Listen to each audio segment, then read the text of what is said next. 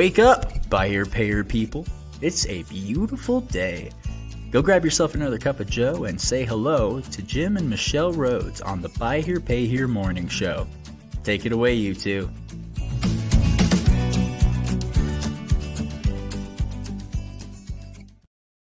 All right. Well, Good morning, everybody. Happy Monday, y'all. Happy Monday. It's cold. We woke up to just frost all over all of the trees here, and it's just beautiful. And for a COVID update, we're doing better. So those of you guys who listened last week, that it was a rough week. It was a rough week. Yeah, just still working. Me, the biggest part is just like running out of energy. Like I have had days recently where I woke up feeling good, think I'm past it, and then noon, like wow, I just I'm out of gas. So and this is actually for all of you listeners out there. This is the first time that we think that we've ever had it, and so I can understand when I hear people talk about you just takes all your energy. It's like yep. Yeah, that's been the biggest thing for me, and then a cough, of course. Yep. Do we have anything? No big announcements. Well, we've got some stuff on the horizon, but nothing firm. Yeah. We have I want to spend as much time as we possibly can with our special guest because there's a lot of really good, rich information we're going to be talking about today. So, welcome, Mr. Brent. Hi, Mr. Brent Carmichael. You can see it on his shirt. You set the wrong expectation. You said special guest, and they're like, "Oh wow, it's going to be somebody really cool." Then you put my picture up, and they're like, "Oh, it is." People love hearing from you. You got all the good information, and I got to thank you publicly for the last minute text message before our conversation around ad spend, marketing spend. Before we had that conversation 10 days or so ago, you were kind enough to share the specific numbers from your group and your groups. Yeah. I mean, it was like so quick, and it's just like solid this, solid that. And it was impressive to me that you didn't have to say, can I get back to you? You were like, boom, boom, there they are. And I just want you to know, nod. That. Thank you. And so, just for those folks who didn't hear it, Brent gave us very specific numbers from more than 200 dealers about ad spend in 2023. And I think you had some summary numbers from last year as well. For the most part, those numbers are running around $200 per car sold. So that's interesting. That's fascinating. Yeah. Well, and there's a little bit of kind of ad spend is up a little, but volume is also flat. So when you're taking a look at kind of on a per car sold basis, it's a little skewed with volume not being that much more. I think it's up 4 or 5% through Q3 is all. So a little bit of both in there, but I mean, I can remember when I went to work for NCM, 17 years ago now. It was about $95 a car sold back then. It was pretty much all radio and TV and print, and that tells you how cheap TV was 17 or 18 years ago compared to what it is now. But again, a majority of it, as you guys know, is all internet based. It's all there's very little in the spend of any kind of TV or radio, any kind of solid media out there anymore. So. Well, this is why, I mean, listen, we know that we confirmed before we started the show that you have a couple of seats available in a few of your groups. So for those who don't know, tuning in, catching Brent for the first time, Brent's been a moderator with NCM for more than 15 years. He's got 20 groups, including several Buy Here, Pay Here groups. And so, this is important because for those what we see with our own dealers is they often are in their little bubble, and they don't get to see comparative numbers from others. So they don't realize when they're spending $600 per car sold that's one of the benefits of a 20 group. It's just the things that they don't see it. So having the opportunity to have those comparative numbers is so vital. And so we know that, 20 group is certainly amongst the places to be able to get that, and lots of other benefits associated with being in a 20 group. But I think for today, while we have a chance to chat with you, wanted to get a feel from you about your perspective on our industry. I mean, we just, where we're at here as we wind down 2023. We're recording this in December of 2023. Well, this is actually a really good time to talk about this because that's what you're doing this week is doing like kind of an end of year summary type thing for a lot of your 20 groups. Well, yeah, at this time of year, for all of the groups I do, not only Buy Here, Pay Here, but our finance, our service managers group, and the other non-automotive industries, I do a webinar every year for the reporting, going over the reporting form, the guidelines for it, and a little bit of the composite. So, yeah, it kind of works into a year-end kind of update thing. Right. So, yeah. Awesome. There's some Facebook user says good morning. Yeah, some Facebook user. Don't, hey, those of you that are listening on live on social media, that you need to click OK for me to send to do to show your name.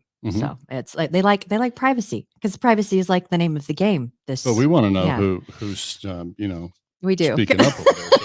So we want to. If I'd have known that, I would have put my name right here in big letters on there. Right, yeah. Use my pseudonym, the professional name that I use. Yeah. we'll get something to change your voice and put like a paper sack over your head. So I'm sure our Buy Here, Pay Here listeners are interested. Let's start with inventory, Brent. Like, what are you seeing across your dealers in terms of what's happening with them with inventory as we wind down 23? Well, some of the good news is our core cars seem to be leveling off and coming down. So, your Malibus, your Cruises, those are starting, and again, not coming anywhere close to where they were pre-pandemic, but we're starting to see a little bit of relief in the cost of those. Again, sport utilities, trucks, those things are still pretty much at a premium, but kind of the core car we're starting to see come down a little bit, which again, Cox Automotive is, telling us what the wholesale prices are down year over year. Again, still pretty, I would say, conservative on inventory levels compared to, again, pre-pandemic, where this was the time of year that we were buying cars.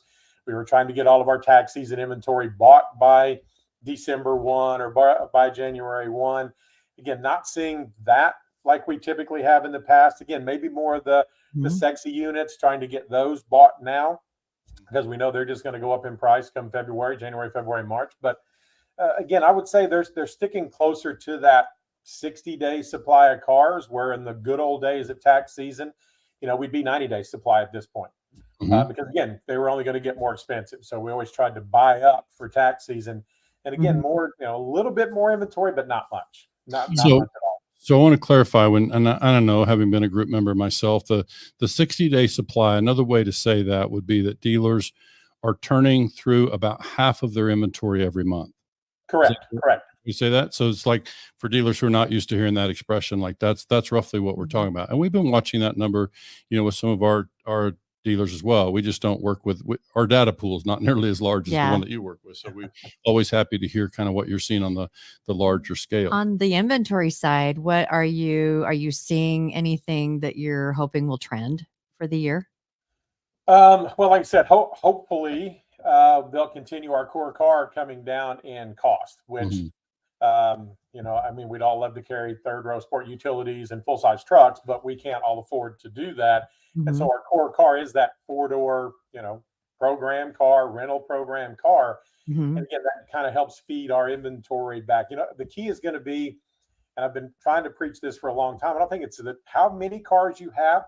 I've done, 4 or 5 on-site consultings over the last month or month and a half, and the dealers are complaining about, I just don't have enough cars, I don't have enough cars ready. And to me, it's more the mix of what you have necessarily than the physical number that you have on the lot. I think if you have a good mix, you don't need a 55 or 60-day supply. If you've got, decent color spread, decent model spread in there, as long as I don't have, 35 Cruises in my inventory, then I'm probably going to be okay. And I think we're learning to run a little leaner because of the cost of cars, where we've never really had to in the past. Majority of our dealers weren't borrowing money to maintain a 60-day supply of cars. They were cash flowing to do that. And I was bad, Jim. I'll be honest with you. I was the one telling the guys, if you can afford to buy the cars where you don't have to borrow money, floor plan or whatever, then buy as many as you can that fit your model. Because again, they're only going to go up at some point. Now it's a little bit different with that. And that's a tough part about that. So that brings me to another question about writing down inventory. Like, now that we're sitting here in December, before we close the year, Are you an advocate for taking, let's say I'm a dealer. Can you explain what writing down yeah, is? so let's say I own a car for, I typically buy these Malibus that you're talking about for $5,500. And one day I missed that one's got a transmission problem. So I own the car for now $3,000 too much. I own it for $3,000 more than it would bring at the auction today. So if I'm in that situation, would you advise writing that inventory down to its real market value before the close of the calendar year, or the fiscal year for a lot of dealers will end in December? So would you advise writing that down, adjusting it so that you own it on your inventory for its real value? Most definitely. And, not a CPA for everybody out there. Don't play one on TV, married to a retired one. But, there is a tax advantage to doing that for your entire inventory, is putting it on the dollar based on what the values are right now. I think there's been a little hesitancy the last couple of years because the value might have gone up in that amount of time from the time we bought it. But I think you would see overall holistically that your inventory, what it's worth right now compared to what you have it on the books for, would actually be less. So there is a tax advantage to doing that for sure. I know at one time it was considered only a one time. You could only do it one time. And now I think it's just accepted practice that pretty much everybody, my independent guys, do it as well. Is they go through their entire inventory at the end of the year. They value it based off of whatever book value that they use, and then they put their inventory on the dollar and then write off the rest of that from the tax advantage standpoint. So definitely. So what I was wondering, so I understand what writing your inventory down. The benefit of writing your inventory down is it changes your tax.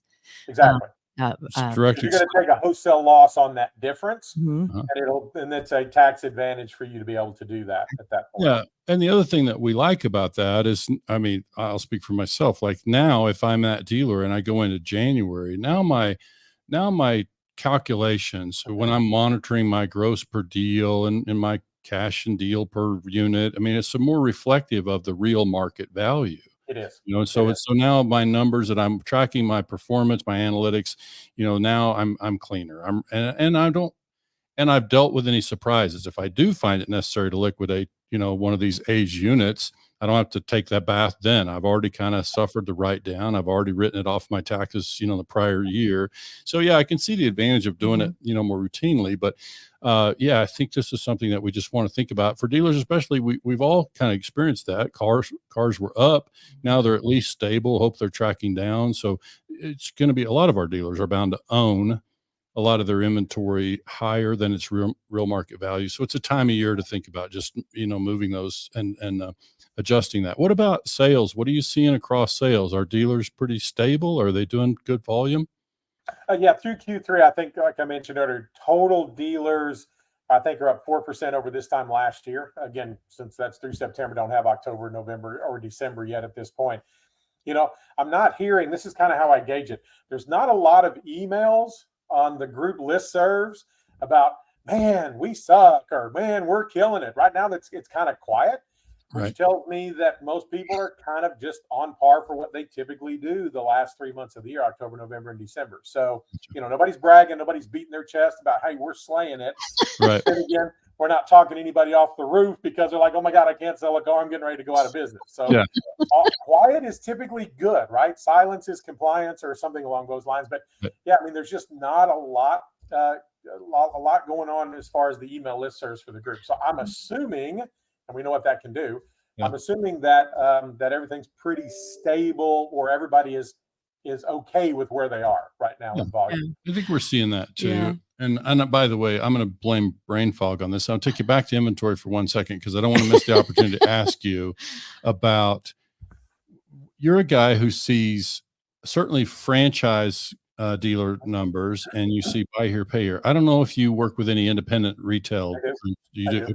So I'm wondering what you can share with us about how those day supply numbers vary, buy here, pay here, independent retail, and franchise. Like, I'm often telling dealers what my observation has been, but you see a lot more of that. How do those day supply numbers vary within those segments? Typically, and I'm going to kind of lump retail together, which would be new car and independent used, or the used car divisions of a new car store. They're up 30, 45 day, right? And that's kind of used car 101. your V autos will tell you that if you don't turn a vehicle within that amount of time, then obviously the grosses go down, and there's data to prove that. So basically it's about half of what we typically run. And I'm not saying that, you should be, if you're not a 55-day supply or 60-day supply and buy or pay, you're wrong. It's just, that's typically what we've always ran.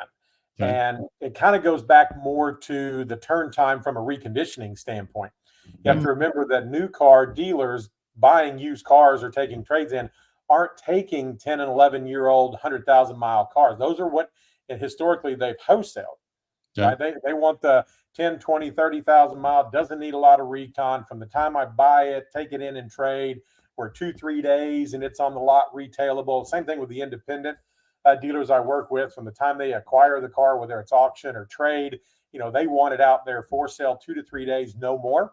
Yeah. And in buy here, pay here, that's just not typically been the case. We're typically a 5 to 7 day turn on some of that stuff, with an average recon around $1,000, $1,100, somewhere in there. So that's why our day supply typically is higher, because it just takes a little bit longer to turn those cars. Gotcha. I have a question about inventory then, because we see, how common is it though to have a car on your lot that's 120 days plus? I just left a dealer that I am not going to disclose. Their average car in inventory, was 180, almost 190 days across all of the cars in their inventory. Yeah. All right. How does that hurt a dealer? Honestly, Michelle, it really doesn't, because kind of a joke in our industry is our cars don't depreciate because they've already been depreciated completely out at that point. And so for us, these guys that have, I've got dealers that have cars that have been in inventory 300 days before they hit the lot and ready to sell, but it doesn't affect the gross. Okay. Right? I mean, that car is what that car is at that point. So, for us, there's not as much emphasis put on age of the car in inventory, because historically data has shown that it really does not affect the gross. Gotcha. I bought the car for $3,000 and I had to put $3,000 in it, and it took me 6 months to do the $3,000 because couldn't get the motor, couldn't get this part, whatever, couldn't get anybody to fix it. Yeah. That car is still going to stand up at the sale price that it would have 90 days prior to that, or 120 days prior than that. It still would have been the same. So we just don't feel the effects. I think I'm not going to say it's led to laziness, but it's just the way the industry is. Yeah. Gotcha. The cars that, even though you might not suffer in gross, you do, one of the benefits, of course, of turning inventory faster would be use of assets. Like, we got more dollars tied up that we don't have them available for sale. And so we certainly, and the cars can degrade on the lot, even though they don't, maybe the book value to change, they can degrade out there in the winter, and up north. Now, that's a car buyer talking right there, just so you know. Hey, this thing's going to get lot rot if I can't get it through, if the guys don't get it through the shop. Yeah. Kind of thing. Well, some tires go flat and some batteries go bad, but Then again, I just realized ice tends to preserve things. So maybe some of these folks up north, maybe their cars last longer, right? Well, and we've walked on lots where you see weeds growing up around tires too. So so it's like, at least if you're going to have a car on the lot for 300 days, don't leave it in the exact same place. Yeah. And to your point though, Michelle, I haven't come across a lot of dealers that have had a car ready for sale for 300 days, maybe an inventory 300 but days. Not on the lot. Yes, there is a, Jim, you probably same way you were, once it's on the lot, I would say in that 30, 45 days, depending on how much inventory you totally have available. If you have the right mix, there's only 3 reasons that a car doesn't sell for buy here, pay here. Everybody listen up. Everybody listen up. Write them down. Actually, really only 2 when I think about it. It's not ready, or it's not priced right. One of the 2, right? It's not ready. It's not ready, meaning there's still something wrong with it. It's flat tires. We had to jump start it. Jim, I know you remember these days. You go out to sell a car and the customer gets in and turns and goes click, click, click, click, click. Really hard to sell a car when it won't start, right? When you have to jump start them. And again, that's a sales process issue, something that somebody should be looking at the inventory on a daily basis. The second one is not priced right. And what we were talking about with the inventory markdown, we got buried in it. We missed something when we bought it. We've been chasing down some ghost in the machine to get it reconned. And so now we should be in it at $6,000 and we're in at $9,000. Okay. right? And if we want to keep that gross profit percentage that we're comfortable with, now it's really outside of our parameters from a sale price standpoint. Mhm. So really only two reasons they don't sell. Not priced right, they're not ready. Both of Interesting. those we have control over. Gotcha. For sure. So that's interesting because I find myself, and one of the other reasons I enjoy spending time around you is I want to make sure that the advice I'm giving dealers is accurate, so we're obviously basing a lot of, the things on our direct experience. And I think, what I'm hearing you say there is that the consumer is more price sensitive than maybe I give them credit for. I think we probably miss customers based on selling price of the car. When I think about price, I think the consumer is more driven based on down payment. Now they will pass on a car if the price is not right, or my concern on buy here, pay here side is that the price drives us to either set a term and show the customer a high payment, if we're trying to live with a certain term. But that's the part that, we can spend all day here trying to break that one down. But what I'm hearing you basically say is that the consumer is price sensitive. If the cars aren't priced right, that's why they're not moving. No, I apologize. Not the customer, us. It's not priced right because it's priced out of our market to exactly what you said. The down payment required to get the customer in it. The term is going to make the payment too high for them. So not priced right to me is internal. We got buried in it for some reason. And so now we have to, if we have, like I said, a certain gross percentage of ACV is our pricing model. Gotcha. We priced it out of the average customer walking in the door. There you go. I'm always a firm believer, and it's a lot tougher now than it used to be, Jim. We used to be able to have what was kind of a 10-80-10 model in our inventory. 10% of our inventory would be really, really nice stuff, right? The top end stuff, the really nice sport utilities, full size trucks. 80% of it would be the core vehicle that the average customer that walks in the door has the down payment and can afford the payment on. And then there's going to be 10% of it, I think, that's going to be kind of that starter car. That's, well, hey, you got maybe a younger or less, financially experienced buyer, a little bit more of a risk factor in there that I can get them in something that's maybe a little bit shorter of a term, a little bit less of a down payment. Hey, pay for this 12, 18 months, and then we'll get you, the cliche I've always used is, we're going to sell you the Taurus, you pay for it, and we'll sell you the Tahoe next time, right? Yeah. Everybody comes in for the Tahoe. 90% of them can't afford it. Right. Based on our underwriting criteria, either down payment term or whatever. And so 90% of them will leave in not necessarily a Taurus, but that type of a vehicle, because they're a needs-based buyer, as we all know. They're not a wants-based buyer. Yeah. If they were, we would sell nothing but sport utilities and full-size trucks. Yeah. Okay. So I apologize if I kind of miscommunicated my point there. Not being priced right is more of an internal structure. I've gotten, kind of tied to a car that I bought and know we're going to do everything to make sure this thing hits the lot in retail. And then it comes out to be 4 times what it should have been at that point. And I'm still convinced this is a good car. It'll sell. And the sales guys are going, at that sell price, I can't get them in. The down payment's too high. The payment's going to be too high for our term. Yeah. It's not a customer thing. It's more of an internal pricing structure. Gotcha. And that makes sense. And we don't need to rehash the whole COVID thing, but as we saw prices come up and we saw dealers trying to hold their typical average gross or, the margin, whatever, then obviously we saw prices come up. Dealers, had to adjust down payment accordingly. And it kind of ties back to what we talked about writing down inventory. It's like if I'm sitting here on inventory right now, and I always say, Brent, the way I like to say it is if we own the car for too much, that maybe we made a mistake in buying. That happens. But I always want to see dealers not make a second mistake by then, setting a down payment too high. Now the car just sits, right? Because we're adjusting based on our mistake. And so it kind of goes back to this write down thing. If we can get the cars, adjusted to market price, get the pricing set where we, adjust to maybe the selling price has to move, down payment has to move, whatever. But whatever it takes to get the cars moving on through. Like, I just think we got somebody shows up and they're ready to buy it, and we can't get together with them for whatever reason. Then that's obviously our inventory sits, and we spend more money to get customers in because customers come, we won't approve, and so it's just, all the things kind of compound a little bit when we come at it from that way. Why don't we talk about, you mentioned sales are pretty stable. I think we're seeing the same thing with our folks. We're not seeing much real change there. I wonder. I was just thinking when you were talking about your, I'm not getting a lot of emails. They're either not, puffing Mhm. or like the world sucks. And I was like that That's where you're there gonna get is definitely a personality type with dealers. Yeah. There just definitely is. And it's just, I think that's a really interesting thing just from your observation, working with them for a long time, that when you're quiet, it's like things are just trucking along.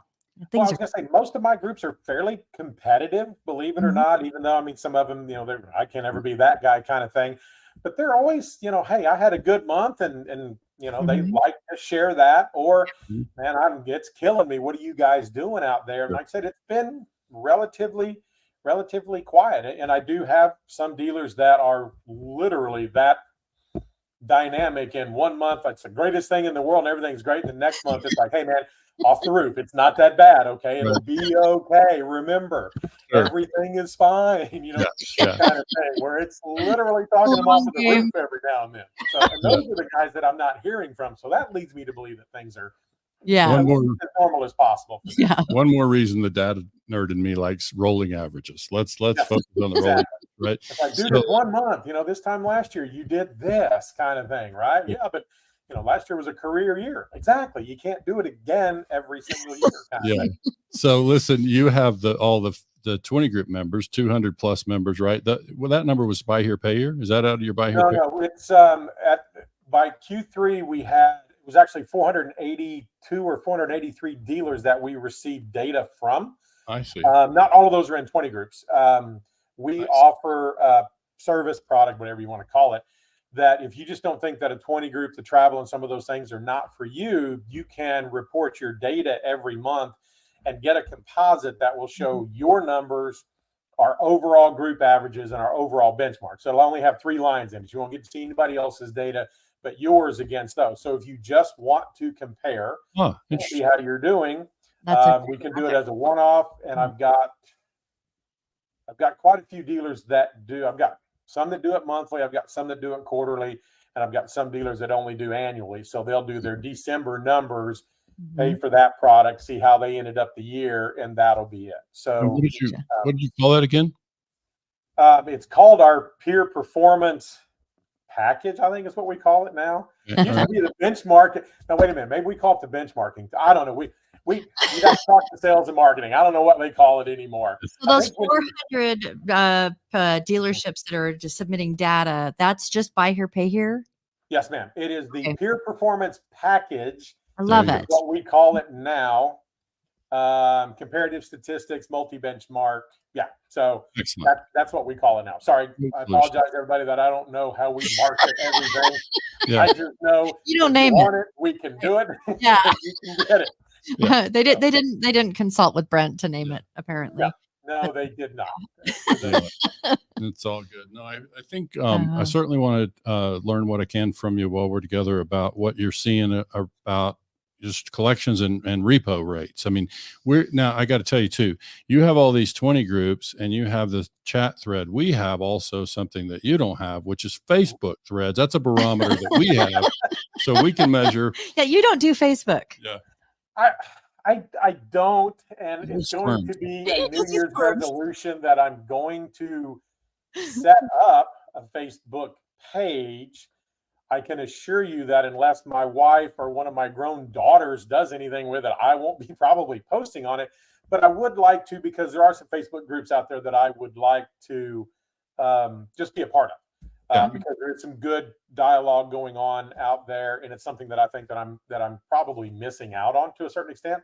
But I'm not going to use it from a professional standpoint. No, it's just going to be more trying to stay up with kind of what's going on in the industry. Because again, there's 20,000 estimated Buy Here, Pay Here dealers out there. And so we represent, as you can tell, even if it was 500, a minuscule percentage of that. And just more than anything else, just like to kind of get a feel for what everybody's talking about and see if it's similar to what we're seeing. And that's did you just throw out numbers for how many dealers you think there are out there? At one point, the biggest number I've ever heard, and it's estimated, Michelle, because there's no way to get an actual number because there's not a Buy Here, Pay Here like license that you get. 25,000, I think, was the peak. The last I heard was around 20,000 estimated buy here, pay here dealers. And again, that would count the, 5 guy a month up to the 500 or, Gotcha. car marts and everything else in there. So, because it's a used car dealer license, you have some that don't have related finance companies, so they don't have any kind of a finance license and don't require one and don't need one. So it's really hard to get a number. Gotcha.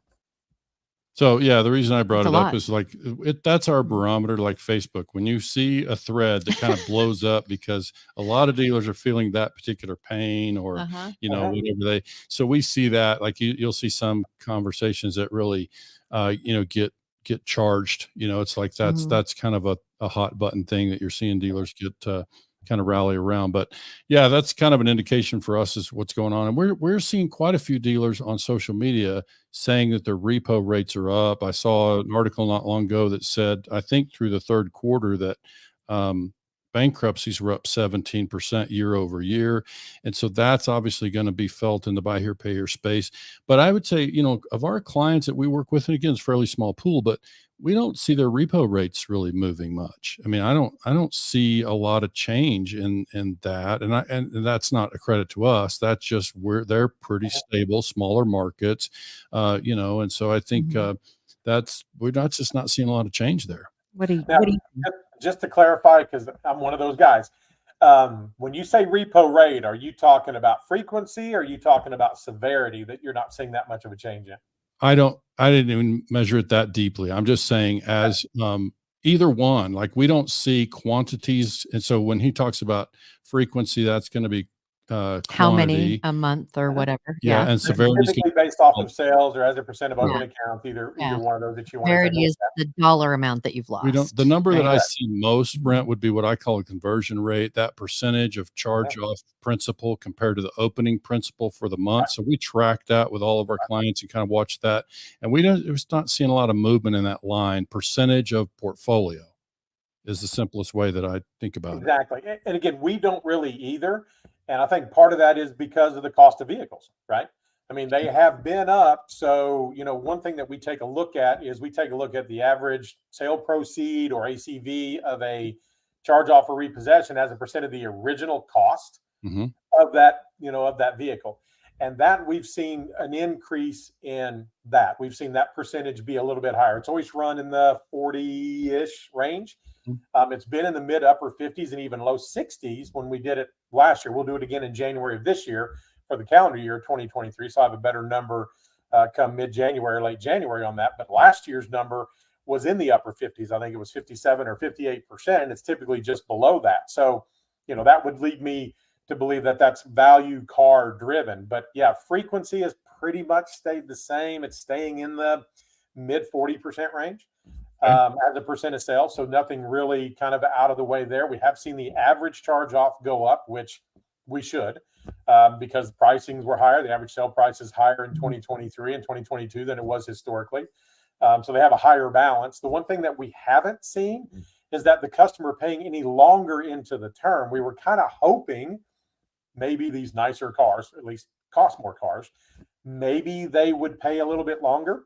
And again, so far they're not. I mean, it's still this 410 days, 440 days, and we just have a higher balance, obviously at that point. Now that we've gone to, on average, almost 42-month terms, with interest rates being, maximizing our ability to collect interest, we're just seeing a higher balance after that 14 months than we obviously have historically. So, there's nothing I see in the data that concerns me with any of that. I have had to talk some dealers off. My average charge off is up to this.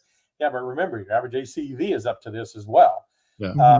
Two things that we always try to strive for dealers to accomplish is that average charge off to be equal to or less than the original ACV and or the original gross. Now, if you can do both of those, you will run a very, very successful, a very lucrative buy here, pay here business. Can you repeat that? Can you repeat that?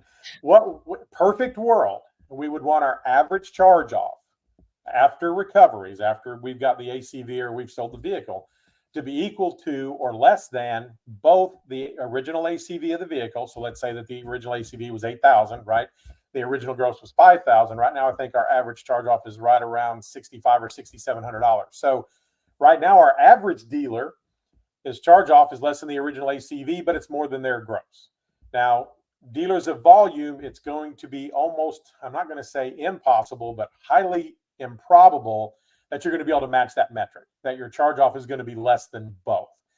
In the good old days, it was when cars were $3,000 and $4,000 and our grosses were a little bit better than what they are now. It was a little bit easier to accomplish. But now with the cost of cars being where it is and grosses obviously being shrunk a little bit to keep sell price, term, down payment, customers' weekly payment in line, we're not going to be able to match both of those metrics at this point. So, that's just something I always want our dealers to be aware of. Not that it's the end all be all, guys. It's not one of those that, hey, if you're not doing this, you're bad. There's just, one of those you want to keep in line with. And if you're out of line with both of them, then it's, it could be, am I buying the cars at too much? Am I doing too much recon? Am I overgrossing the customer? If your average charge off is more than your average gross, then in theory, you're not collecting your gross, correct? I mean, if you have a $5,000 gross and your average charge off is $6,500, you're not collecting your gross. So should you raise your gross then at that point? Because if nothing changes from the collection standpoint, you're just going to charge off more dollars. So, again, not an end all be all, but just one of the 10 or 12 factors that we take a look at, when we're looking at portfolio health in general. Right. I have a question from George in Florida, and he says, so if the customer is still paying 410 to 440 days, the extended terms are only affecting the payment, not the payback. Pretty much. Okay. Okay. So, we went through some exercises with some of our dealers back in I think I've mentioned this before, late 2021, but more into 2022, talking about affordability of customers. And do we really want to go 48 months or, we don't want to go 60 months kind of thing. So, what are the factors that we have control of that we can keep that term in line and that payment down, so to speak? And obviously one of them is the gross. We can cut our grosses, but again, we still have, overhead that's got to be paid, depending on how well our dealers are performing, right? How good they're collecting. We may not have really any room there. I've got some dealers that have pretty strong grosses, and they have to because they are very, very easy when it comes to underwriting. They're not conservative at all. They're very aggressive with their underwriting. 5-liners, no credit checks, stuff like that, because of the markets they're in. One of the things we talked about, which I thought two of my groups were actually going to ask NCM to change their moderator, was, hey, you guys can adjust your interest rates. Right? I mean, I understand that we want to maximize our 18, 19, or 20%. And if we needed to, for just a short amount of time, a year or so, until maybe things get a little bit better, we cut that interest rate down. If you went from 21 to 15%, I think it cuts $2,000 off of an average 36 or 40-month term. And you do the math. I mean, that's pretty substantial in a monthly or weekly payment. That could be done. And now, before everybody starts throwing things and starts typing in, oh my gosh, get this guy off. He's crazy. He's been drinking already. You put your email address. I mean, if you thought if you did it for 1 year, you're talking about maybe a 30-year portfolio would be on that. So yes, there would be a little bit of an impact on your interest collected. There would be.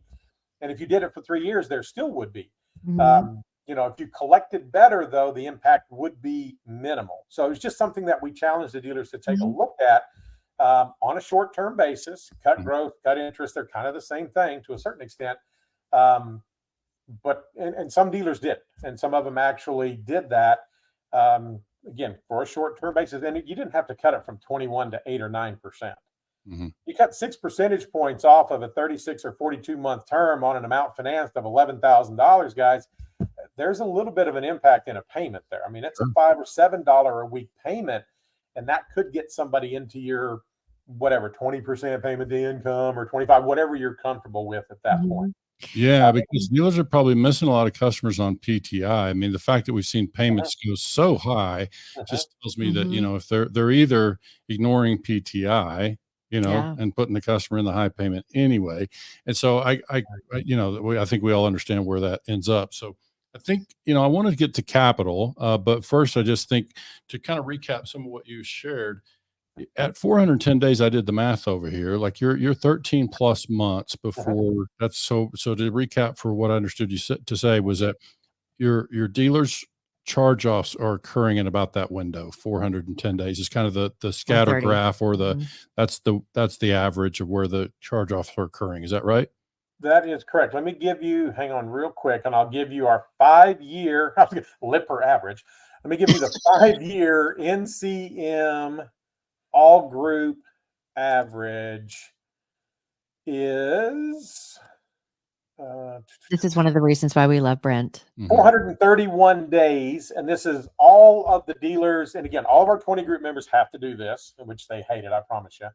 And then anybody who's not in a 20 group, we make it voluntary for them. Every year in January, we send out a spreadsheet for them to complete, also a CRR, because we do that as well.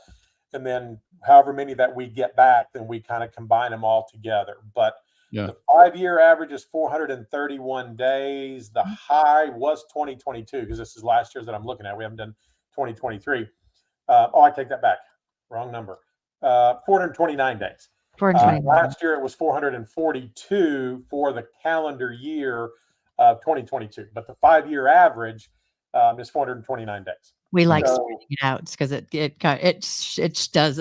That's one of the things that Jim loves. Is it's like you're not going to have to talk someone off of a roof. No, I mean it's who we are. It's who we've been, regardless of, because obviously we were all scared when cost of cars went up 40%.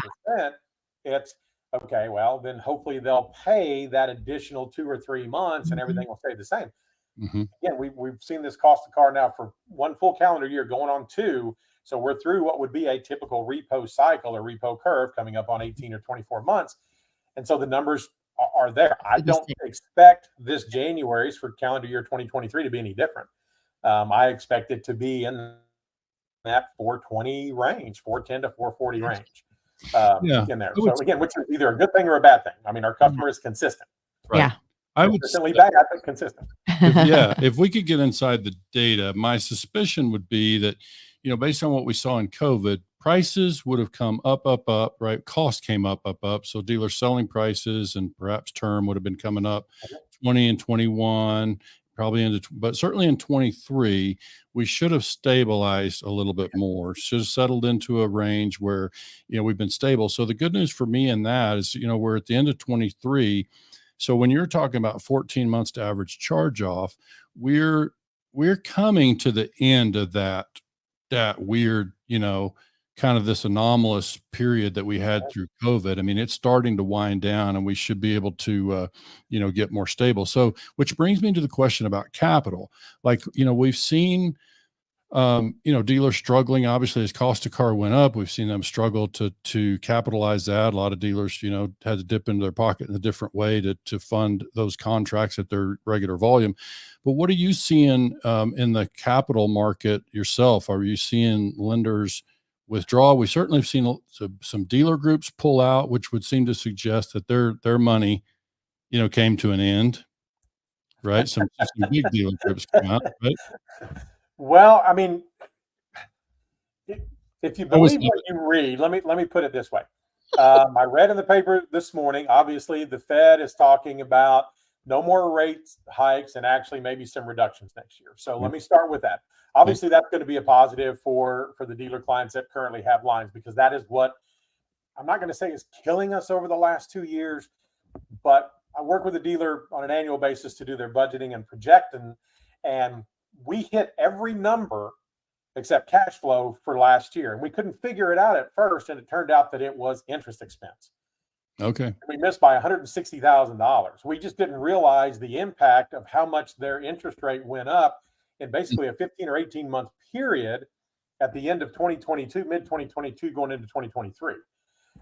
So I think there's going to be, at least from a dealer standpoint, that those that already have lines of credit, there's going to be some relief from interest expense coming next year.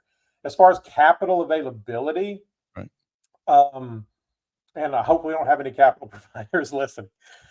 I hear the same thing. Yes, we want to lend money, but then when it comes down to the brass tacks of it, they don't. Some of them don't seem to really be wanting to take on dealers, either by advance rates or covenants or some of these things. And I completely agree with that. I mean, don't get me wrong. If I was loaning money at this point, I would be much more conservative than I was 3 or 4 or 5 years ago, to be quite honest with you. I mean, if I was putting my money out there to a dealer, because I know there's probably more water in portfolios now than there has been in the past, right? Because these cars went up that quick. Car didn't change, still 10 years old, so I has 100,000 miles on it, but somehow it went from $5,000 to $7,000, and it's the exact same car. Sure. And I think the fear, possibly, I don't want to speak for lenders, but I think the fear is at some point there is going to be this reckoning or this right size, that this inventory is going to come back down, and they are going to have more unsecured portfolios, so to speak, than what we currently have. Obviously a better question for somebody like a Steve Burke at Agora or somebody along those lines that's kind of managing this and looking at this, but that would be my opinion of that. Some of the larger lenders in our space, I've had current dealers turn to, and the deal they got back was not comparable to 3 or 4 or 5 years ago. Okay. In fact, there's one dealer I have that's pretty large, has a 10 million plus facility that his lender has already told him he doesn't renew, I don't think, until October of 2025. And he's already been told that they will not be renewing him at that point because they are going for larger, or it's not their type of business or something. There's something with that. He's been with them for as long as I can remember. And they're just now saying, hey, look, we're giving you a 2-year notice that we're not going to renew you in 2025. So, which I wish all lenders would do that, give somebody that much of a heads up to be able, especially to replace that kind of a facility, Jim. I mean, if I need to replace $1 million, local bank, I mean, that's probably fairly simple. But when you're talking about a $10 or $12 million facility, sure, and there just ain't a lot of them out there, and then what's that rate going to look like at that point for somebody that's not really familiar maybe necessarily with our industry? So I'm positive in the fact that interest rates should be either leveling off or coming down. So current dealers with lines of credit then should be in a better position financially next year, should see some relief from that. I don't see or have not heard anything for the facility, for the lenders out there, that leads me to believe that capital is going to be any easier to actually obtain than what it is right now. Yeah. The only thing that I see there is that we've actually talked to 2 lenders that are fairly prominent. They're active and do sizable lines. That's interesting. And I've had 2 of them tell me that they're seeing that obviously the cost of money, that what they have to charge the dealer because of their own cost of money, and that spread between what they charge the consumer, that spread is obviously shrunk.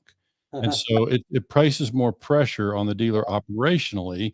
And so that's a concern for them. That's a natural concern. That's just a reality. They know that their dealer, is going to feel more pressure inside that, with that restriction. But I just think certainly softening of rates should, improve that, which is going to be a benefit to both the lender and to the dealer. But we've had dealers get really large credit lines this year.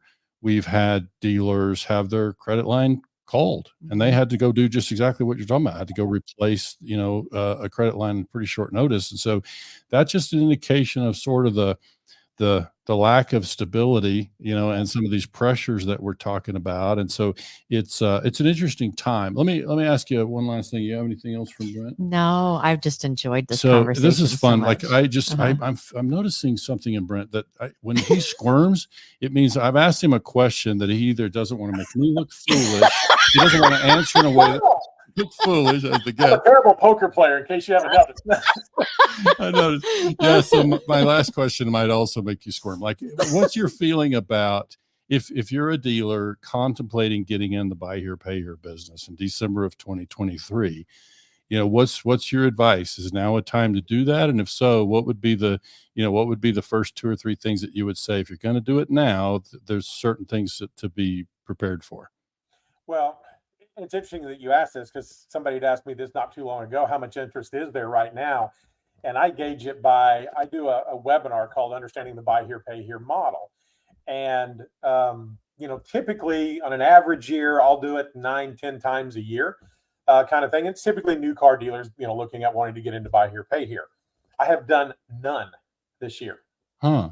Not one. Which again, and I kind of understand because the cost of funds right now at 7, 8, or 9%. And again, there's not too many people out there that have the financial wherewithal to fund one of these things out of their hip national bank. I mean, it's, 25 cars a month, assuming you had a building and already had the inventory. Let's just say you already have it, and you already have the building.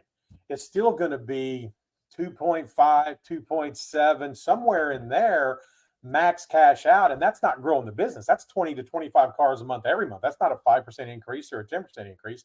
And that's using an average collection, not being a benchmark collector, just being the average guy out there with an average expense structure. And that's just, that's a lot of money for people. And again, I don't think there's as much interest because obviously the new car business, fewer cars, more money, even independent use to a certain extent are still doing very well, still got good margins, still good front and back end money. So it's typically when, subprime goes out, SPY-FI goes out, then we start seeing some of those guys going, hey, I'm losing these deals.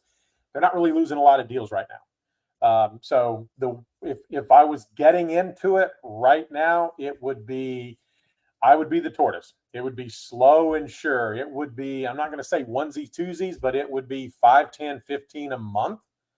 So I didn't have to lay out that 2.5, something I could do for $1 million, $1.5 million, where if I was borrowing all of that, let's say at 7 or 8%, that I could still afford to do the business at that point. I don't think that I would come into this thing anywhere close to guns blazing, 25, 30, 40 cars a month. I don't. There's too much uncertainty if rates don't come down. Yeah. God forbid. If inventory, for some silly reason, goes back up at this point, Jim, you've been around a long time. We used to be able to make mistakes and really not necessarily, have to pay for them, but it really wasn't that big a deal, right? You can eat it. Now a mistake is $8,000, $9,000 a copy when it was 2 or 3, 7, 8 years ago, 9 years ago, right? Yeah. So now the mistakes are twice as bad. And as you guys know, whatever decision I make today, I won't know it's a good decision for 18 months. I just won't. Sure. And if I've loaded up and done 40 cars a month for 12 months, and now I've got 500 deals out there, and now there becomes a problem. Yeah.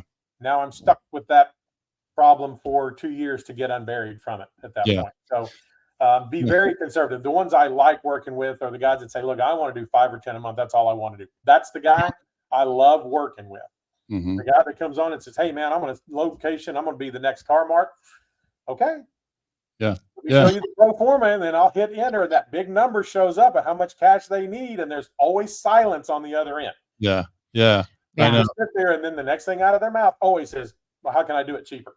Yeah. So now let's talk about what reality is, right? Of course. Yeah. Listen, we could sit here and talk to you all day long. Right? There's so much good stuff. Yeah. I want to have you back. I'm realizing as we talk here, I want to have you back to talk about cost structure, like overhead with dealers, because that's another thing that we don't see enough of. And I think dealers that are starting, they need to really understand, what it's going to cost to run, if I start a buy here, pay here operation, what's it going to cost me to run it just operationally, I would also like to see you come back at some point and talk about shop costs. Yeah.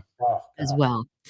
Because, those are the guys I'm talking off the roof right now, I promise you. Yeah. So shop costs. And so that's something. Cost, availability, technician cost. We met with our service managers group.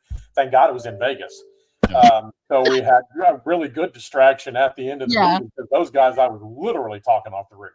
After the first day. So I see what they're having to pay tax. I'm thinking, well, I got a socket set. Maybe I should go down, and YouTube.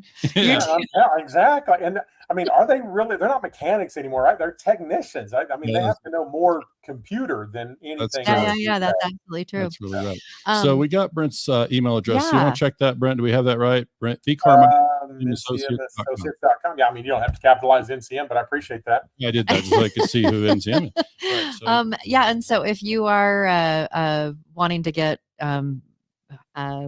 participate in some of the data stuff, or if you're looking for a 20 group, we always, there's lots of different, or there's some great options for 20 group, and NCM is one of those. And so if you're looking to get into one of those, make sure that you give them a look before you before you make your decision. And I want to make sure everybody knows. Email me, call me anytime. We'll talk buy here, pay here. We'll talk shop anytime, anywhere. You don't have to provide data. You don't have to be in a 20 group. Similar to you guys, Jim and Michelle. I mean, we want to help the industry like you guys do. So I can be a resource for anybody out there. Just like I said, shoot me an email. That's one of the reasons we love you. That you just want to help dealers be better. Yeah. Also, this has been a long podcast, a bit longer than we normally do. And I know that all of you weren't able to watch the entire thing. And so one of the best places to go to get past episodes is to our YouTube channel. So Jim Rhoads at the Octane Group. Don't forget to like and subscribe. Like and subscribe. Brent, would you believe we have like approaching 350 videos in our YouTube channel? So, awesome. That is absolutely awesome. People are so sick of hearing from us. Like it's just, but that's a nice thing about the internet. You can turn it on, you can turn it off. What I'm hearing, they're not. So. Yeah. And then also, if there's anything that you guys might need help from us for, please feel free to call or text.